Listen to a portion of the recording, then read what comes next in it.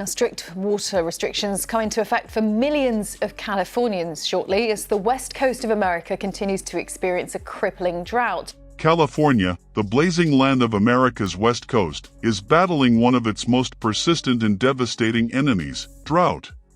Rivers have dried up, fertile farmland has cracked into red dust, and the state has struggled for survival. Then a bold idea emerged: pull billions of liters of water from the Pacific Ocean, build massive desalination plants, use advanced wastewater recycling technology, and construct pipelines stretching hundreds of kilometers to revive a once dead land. Curious about the technologies powering this ambitious solution? Join Manatech explorers as we reveal how California is fighting the greatest water crisis in its history. If California were a country, its economy, worth over $3.5 trillion would rank as the world's fifth largest, and its agricultural sector produces 1/3 of America's vegetables and nearly 2/3 of its fruits and nuts.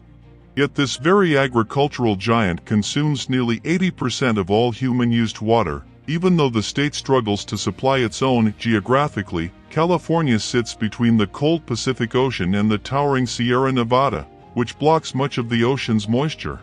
Most rainfall falls in the north, while the south endures a semi-desert climate. Over 60% of the state's natural water comes from Sierra Nevada snowmelt, a massive seasonal bank that feeds rivers and reservoirs throughout summer.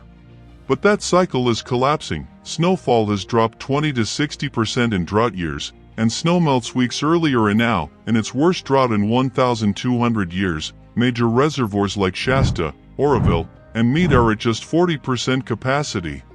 Americans couldn't wait for mountain water alone, so they turned to a nearly endless source, seawater. But seawater contains 3.5% salt, too much for drinking or irrigation, which led to the rise of desalination. Giant plants along the Pacific coast now convert millions of liters of seawater into usable water daily, reviving California's parched land and offering a virtually limitless supply despite the state's relentless drought. The first step in California's desalination process is to bring seawater directly from the ocean into the mainland, creating a continuous flow of raw water for the plants.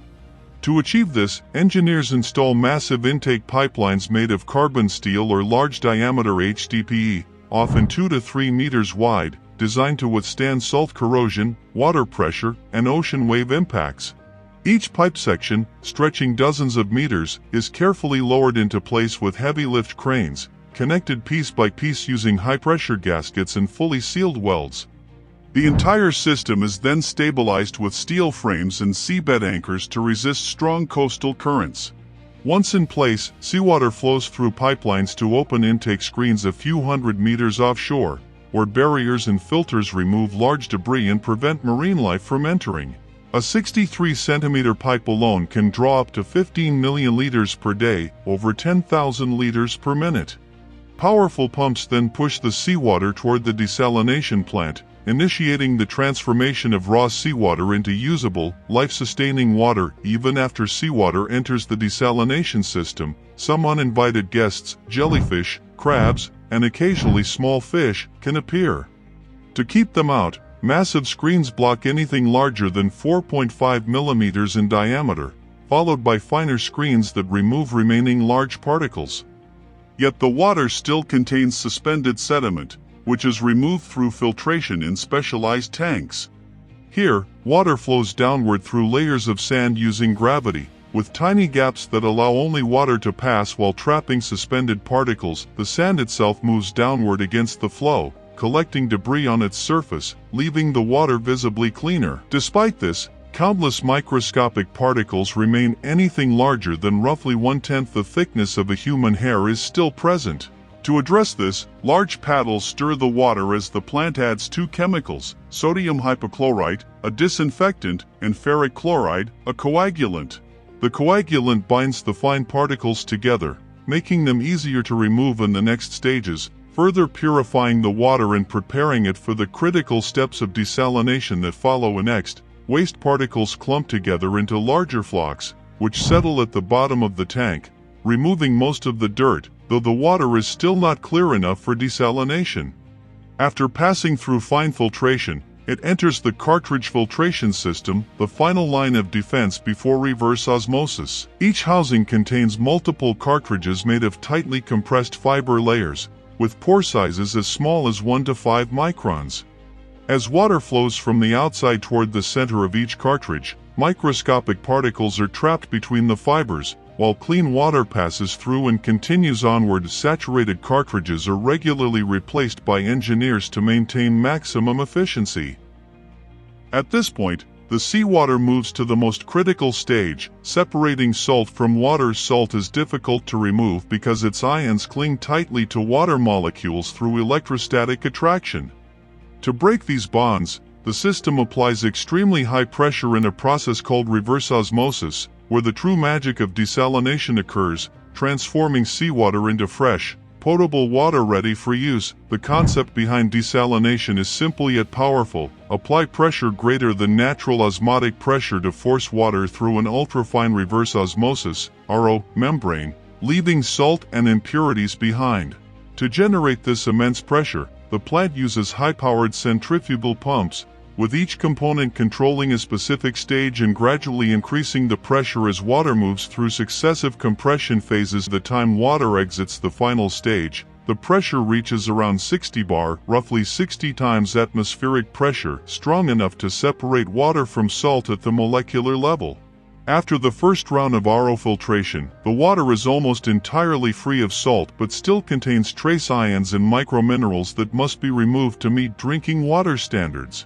It then passes through a second RO stage, where finer membranes operate under lower pressure yet achieve even higher salt removal efficiency, reducing the water's electrical conductivity to extremely low levels and stripping out remaining ions. The final result is an ultra-clean, purified stream of water, ready for remineralization or direct distribution. After passing through the reverse osmosis membranes, the purified water is clean enough for irrigation, but its pH must be balanced before it is safe for human consumption. The plant adjusts pH by adding small amounts of acid or balancing solutions, bringing the water into a safe and stable range. RO desalinated water also contains far fewer essential minerals than typical drinking water, so a remineralization process adds minerals like calcium and magnesium to restore the natural mineral profile, improve taste, increase alkalinity, and make the water healthier and more pleasant to drink.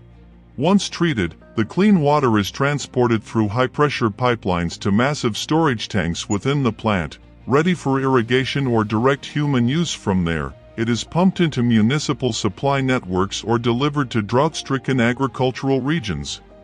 While desalination is a technology of the future, it comes with high costs, often 2 to 4 times more than conventional water depending on location and operating expenses. Despite its advanced engineering and life-saving potential, many still question whether desalination is practical or sustainable for widespread real-world use. California doesn't rely on desalination alone to fight drought. The state has launched one of the most ambitious infrastructure projects in U.S. history, building a vast network of dams, reservoirs, and man-made aqueducts stretching hundreds of kilometers, powerful enough to reshape the destiny of an otherwise dry region. It all begins in the Sierra Nevada, where winter snow accumulates meters deep. When summer arrives, the melting snow produces a precious flow of fresh water. Instead of letting it rush to the sea, engineers built massive dams like Shasta, Oroville, and Folsom, creating reservoirs with a combined capacity of tens of billions of cubic meters, water banks that protect California through every drought cycle. From there, water travels south via the Central Valley Project and the State Water Project, with the California Aqueduct as their backbone. This nearly 700-kilometer artificial waterway cuts through valleys, crosses deserts, and climbs mountains, with giant pumping stations pushing water more than 600 meters up steep terrain, ensuring that even the driest regions receive life-sustaining water. The water is then distributed through a vast network of reinforced concrete pipelines and branching canals, reaching every city, farm, and industrial zone. Delivering each cubic meter of water comes at a steep cost, tens of billions of dollars in construction. plus billions more each year for electricity and maintenance. Many areas have had to raise prices for household and agricultural water just to keep the system running, yet this very water highway is now opening a new future, combining mountain water with seawater from coastal desalination plants. The existing infrastructure seamlessly integrates multiple sources, transforming the network into the beating heart of 21st century water security. Thanks to its dams, reservoirs, and aqueducts, millions of hectares of farmland in the Central Valley, producing over 1/3 of America's vegetables and 2/3 of its fruits, now have a stable, year-round irrigation supply. Fields that once depended entirely on snowmelt can maintain production even during severe droughts, boosting crop yields and solidifying California's role as a global agricultural hub.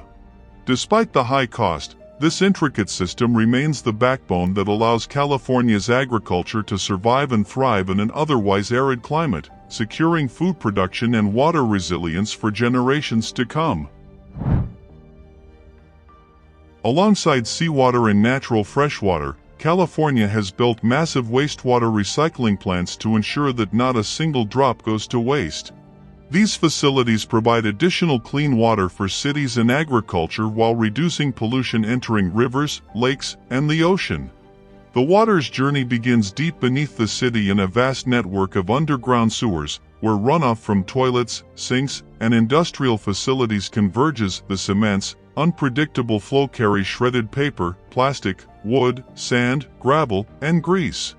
To prevent clogging, treatment starts with rows of stainless steel bar screens, standing tall like the first gatekeepers, capturing large debris before the water continues through advanced purification processes. These mechanical grids trap large debris, from rigid plastics to scraps of fabric, ensuring the flow downstream remains unobstructed.